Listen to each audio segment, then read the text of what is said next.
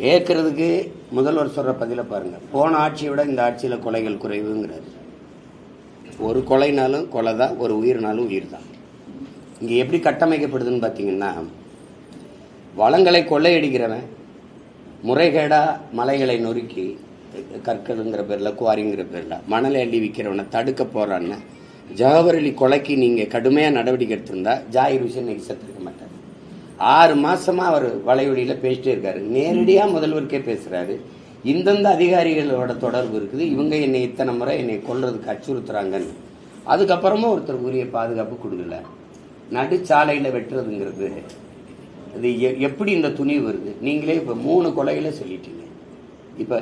இப்போ பாருங்க, இந்த ஒரு 4-5 நாளைக்குள்ள எத்தனை கொலைகள் அப்படின்னா, இப்போ நான் வீட்டுக்கு பத்திரமா போவேன்னா நீங்கள் வீட்டுக்கு போவாங்களா, என் தங்கச்சி எங்கள் அண்ணன்லாம் வீட்டுக்கு போவாங்களாங்கிற ஒரு உறுதித்தன்மை இல்லாத ஒரு பாதுகாப்பற்ற ஒரு மாநிலமா, ஒரு நாடா இந்த நாடு உருவாயிருச்சு.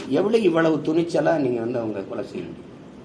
தப்பி போகாம தடுக்கிறாரு முதல்வர். ராமஜெயம் ஐயா கொலை நடந்து எவ்வளவு நாளாச்சு? இப்போ தம்பி ஆம்ஸ்ட்ராங்குடைய கொலை நடந்து இவங்க யாருமே இப்ப நீங்க சொல்றவங்களா ஒரு எளிய நபர்கள், பெரிய பின்புலம் இல்லாத நபர்கள்.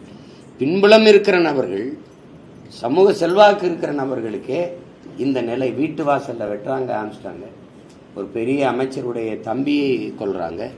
யார் கொன்னது, யாரு, என்ன நோக்கத்துக்காக கொல்லப்பட்டாங்க, இதனால இந்த குற்றவாளிகள் தண்டிக்கப்பட்டாங்க இப்படின்னு வெளியில செய்தி வந்தாதான் குற்ற எண்ணிக்கை குறையும், குற்றவாளி அச்சப்படுவோம். போறாங்க 90 நாள்ல வெளியில வராங்க. சாட்சி சொல்ல பயப்படுறதுனால, உரிய சாட்சிகளோடு நிரூபிக்க தவறிவிட்டதால அது குற்றம் சாட்டப்பட்ட நபருக்கு சாதகமாக எடுத்து விடுதலை செய்யறோம்னு சொல்லிடுது நீதி. தானே நடக்குது. ஒரு கொலையாரன்னு ஒரு கொலையாளியை பார்த்து எவன் துணிஞ்சு சொல்லுவான்? அப்படிப்பட்ட சட்ட பாதுகாப்பு இந்த நாட்டில் இல்லாதனால யார் சொல்லுவா? ஒரு மனைவி குழந்தைக்கு முன்னாடியே வண்டிகளை வச்சு கணவனை நடுச்சாலையில் கொல்ற அளவுக்கு கோரமான ஒரு மாநிலம். நான் முன்னாடிலாம் இதை பீகார்ல தான் இப்படி நடக்கும்னு நான் கேள்விப்பட்டேன். ஆனால் இப்போ கண்ணு முன்னாடி நம்ம மாநிலமும் இந்த அளவுக்கு ஆயிடுச்சு. இப்போ யாருக்கும் இல்லை, பள்ளிக்கூடத்துக்கு பிள்ளைகளை நம்பிக்கையோடு அனுப்ப முடியாது, கல்லூரிக்கு அனுப்ப முடியாது, தொடர் வண்டியில் அனுப்ப முடியாது, பேருந்தில் போக முடியாது. நடந்து போனா கொள்றான்னு வாகனத்தில் போனாலும் மறிச்சு கொள்றாங்க. போலீஸை தீ வச்சு கொளுத்துனாங்களா இல்லையா? அவர் பேர் என்ன, இந்த காலர்கள் நம்ம போலீஸை தீ வச்சுக்கு கரிய உடலோடு எடுக்கிறாங்க. பல்லடத்துல வீட்டுக்குள்ள 2 பேரை வெட்டி கொண்டாங்கல்ல, அது யார் அந்த குற்றவாளி?